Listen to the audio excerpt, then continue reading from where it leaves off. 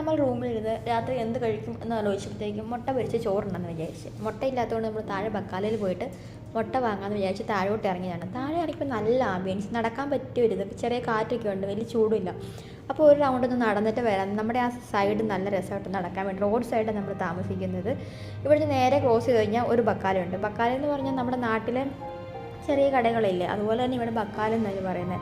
അവിടെ പോയിട്ട് മുട്ട വാങ്ങാമെന്നാണ് നമ്മൾ വിചാരിച്ചത്. പക്ഷേ അവിടെ ചെന്നപ്പോഴത്തേക്കും പ്ലാൻ മാറി. നമുക്ക് ഐസ് കഴിച്ചിട്ട് 2 ഐസ്ക്രീം വാങ്ങാമെന്ന് വിചാരിച്ചു. ഐസ്ക്രീം വാങ്ങി ഒരു റൗണ്ട് നടന്നിട്ട് പിന്നെ ഇത് മുട്ടയും വാങ്ങിയിട്ട് റൂമിലേക്ക് പോകാമെന്ന് വിചാരിച്ച്. ആ കടയിൽ കയറി നമ്മൾ സ്ഥിരം പോകുന്ന കട കേട്ടോ. നമ്മളകത്തേക്ക് കയറി ചെന്ന ഉള്ളിലായിട്ടാണ് ഐസ്ക്രീമൊക്കെ ഇരിക്കുന്നത്.